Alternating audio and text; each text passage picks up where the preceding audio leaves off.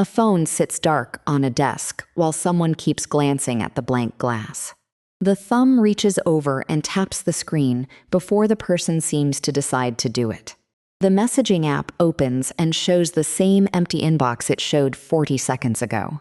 Nothing new has arrived, and the person already knew that before looking. So why does the hand reach for the phone again less than a minute later? The motion has become so fast and automatic that it feels like it belongs to someone else. Millions of people know this tiny loop of checking, seeing nothing, closing, and checking again. The question that usually follows is a frustrated one about modern distraction or weak willpower. But the real engine underneath it is older than any smartphone and more precise than simple habit. It is a learning system that runs on rewards so small they barely register as pleasure. Those rewards are not the notifications, likes, or messages that sometimes arrive. The reward that keeps the loop spinning is often a fleeting sense of relief from not knowing. At first glance, the behavior looks like a bad habit that formed because it occasionally pays off. Every few checks, a new message actually appears and delivers a small spark of interest or connection. That standard explanation is the first one most people reach for, and it makes instinctive sense. If an action sometimes brings a reward, you learn to repeat the action more often. Psychologists call this reinforcement, and it shapes an enormous amount of everyday behavior. A toddler who gets a laugh repeats the silly face. A student praised for an answer raises her hand again. When the reward is reliable and immediate, the learning is fast and the pattern is easy to see. But the phone-checking rhythm does not follow that clean logic.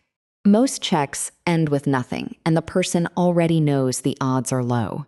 If a reward only comes one time out of 20, you would expect the behavior to fade away. Instead, the empty checks often increase, and the urge grows sharper when the silence stretches.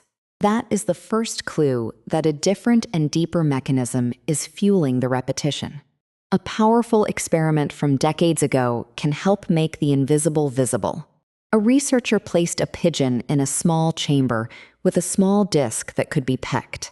When the disc delivered a food pellet after a set number of pecks, the pigeon learned a steady rhythm. But when the food arrived unpredictably, after a random number of pecks, something remarkable happened. The pigeon began to peck consistently and almost impossible for an observer to interrupt.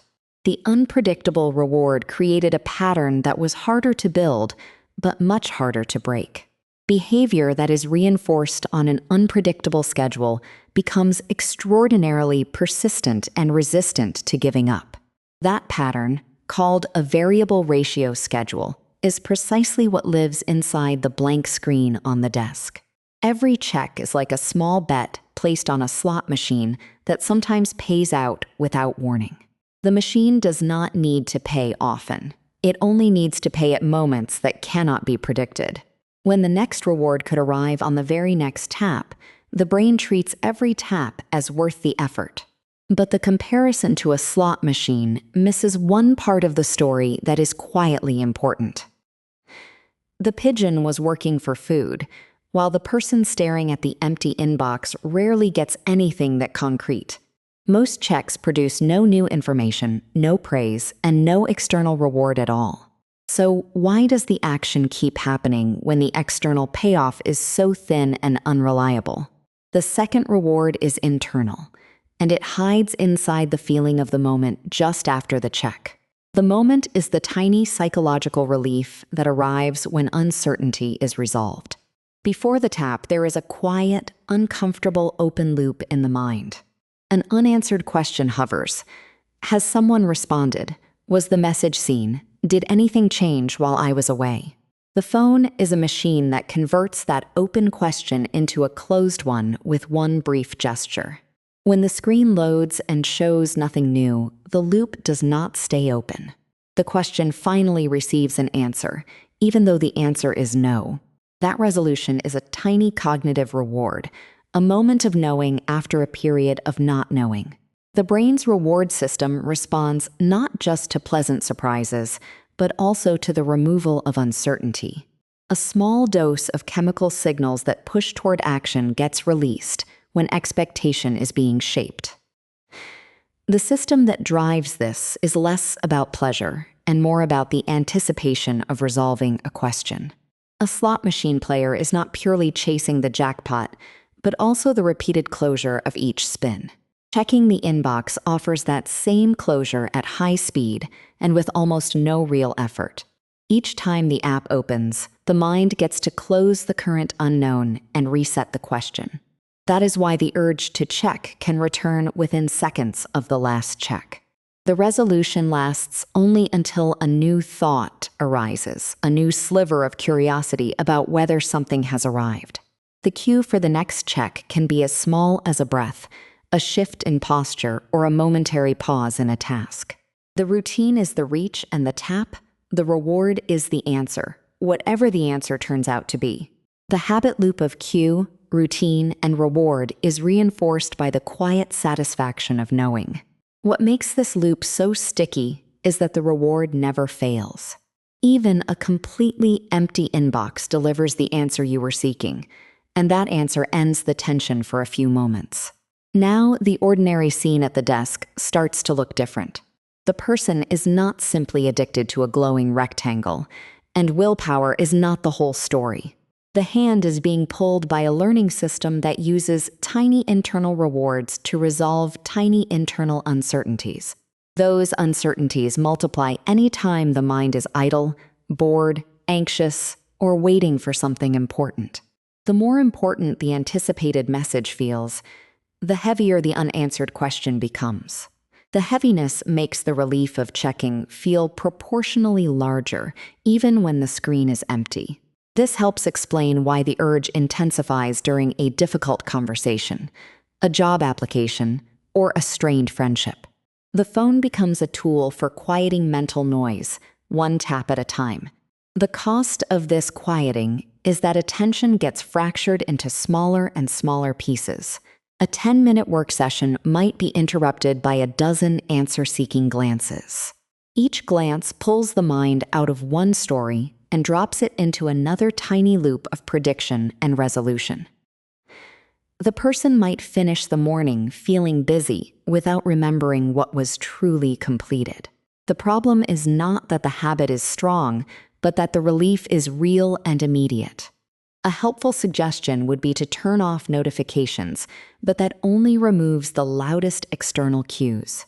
The internal cue, the subtle itch of an unanswered question, can still arise without any sound or banner.